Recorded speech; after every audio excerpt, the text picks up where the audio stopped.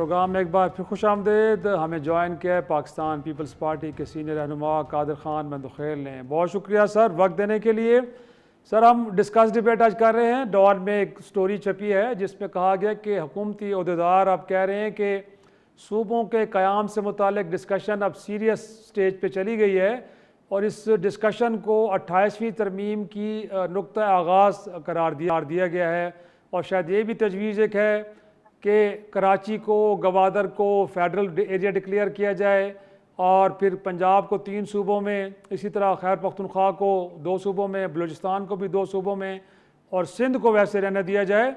और ये भी एक तजवीज़ है कि सर ज़िली हुकूमतों को गोया के बहाल किया जाए और वसाइल बजाय सूबों को देने के बराह रास्त अजला को दिए जाएँ। तो क्या लगता है सर पीपल्स पार्टी के साथ यकीनन डिस्कशन तो हो रही होगी क्योंकि आप इत्तेहादी हैं पीपल्स मुस्लिम लीग नून के। ऐसे कोई शराजी साहब न कोई डिस्कशन हो रही है। उनका टोला है, कभी कोई कराची से, कभी कोई लाहौर से, कोई इस्लामाबाद से खबर दाख लेते हैं और फिर आपको और हमें परेशानी में डाल देते हैं। अब हम भी हैरान होते हैं कि ये बात हुई नहीं है, न कोई डिस्कशन हुआ है, ना में हुकूमत ने कोई बात की है और हम जाके एक मुफरूजे के ऊपर बेस मुबाहिसा शुरू कर लेते हैं। दूसरी बात ये, मैं वैसे कानून का और आइन की तालिब इल्म की हैसियत से आइन का आर्टिकल 239 सब क्लास 4 जो है ना बड़े वाजिया है कि जिस सूबे में मजीद सूबे बनाना हो वहां से 2/3 मेजॉरिटी से करारदाद पास करनी हो।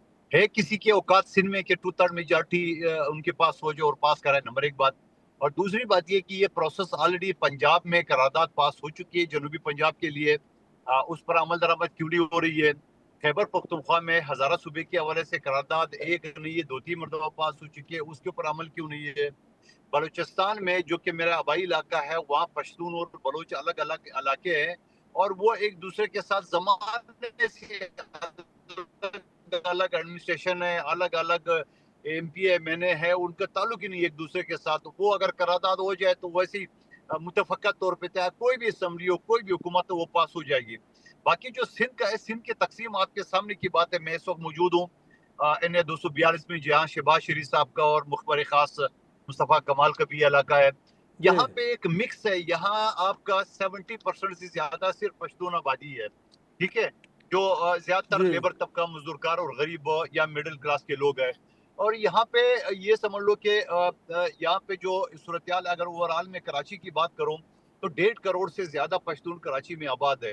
अब मुझे ये समझ में नहीं आ रहे हैं कि ये जो चंद मैं MQM में नहीं कहूंगा क्योंकि MQM तो अल्ताफ हुसैन है, ये तो PSB ग्रुप है या मुखबर को मूवमेंट ग्रुप है, तो इनका क्या वास्ता है अवाम के मसाइल से।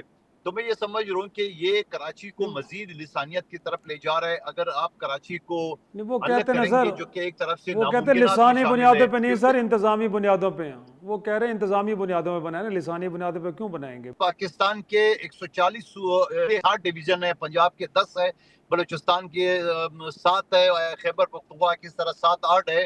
तो वो तो ऑलरेडी डिवीजन मौजूद है। यानी अगर मैं जिस अपने डिस्ट्रिक्ट की बात करूँ, डिस्ट्रिक्ट के माड़ी का अलग डिप्टी कमिश्नर है, अलग SSP है, अलग टाउन है, अलग फंड है, अलग टैक्स है, हर चीज अलग है। तो उसको और कौन सा इंतजामी निजाम कहते हैं उसको, अब मुझे बताओ। इसका नाम जो है ना डिस्ट्रिक्ट है, वो आप इंतजामी जिला या डिवीजन या जो नाम देना चाहो, तो फर्क क्या है उसमें। बात से तो आप इत्तेफाक करेंगे ना कि जो डिविजिबल पूल से सूबों को पैसे मिलते हैं वो मसावी तौर पे तमाम अजला में तकसीम नहीं होता। अगर ऐसा होता तो सर लिया भी वैसा होता जैसे लाहौर है, इसी तरह डेरा गाजी खान भी वैसा होता जैसे कि फैसलाबाद है। तो तरक्की तो मसावी नहीं होती ना, कहीं पैसे सूबाई दारुलहुकूमत में जाके रुक जाते हैं, तमाम को नहीं मिलते। सिंध का एक आध मिसाल दे दो, सिंध का एक आध मिसाल दो कि सिंध में भी लाड़काना सर हमारे कराची का लाड़काना कायदीन का लाड़काना खैर है। कराची जैसा तो नहीं है ना।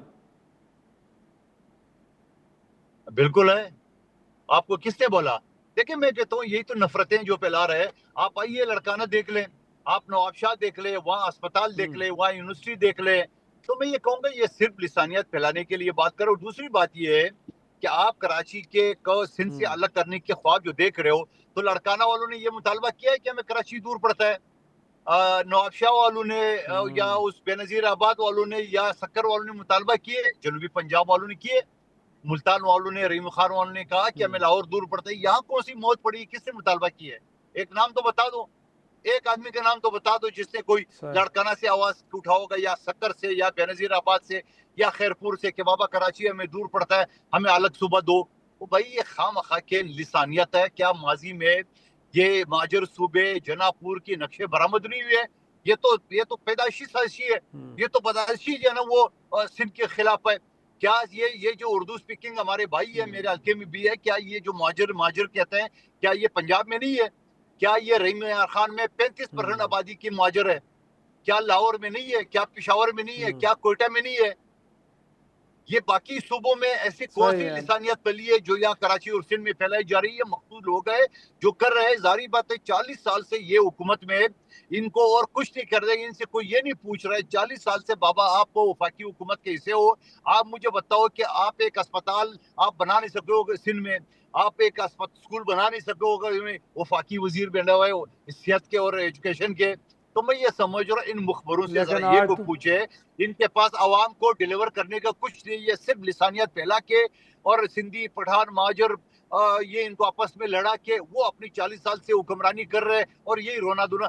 आप मुझे बताओ कि पीपल्स पार्टी के 18 साल में 10 साल ये इत्यादि थे, 3 मेयर रह चुके हैं, 14 साल सही। मुसलसल एक शख्स उनका गवर्नर रहे।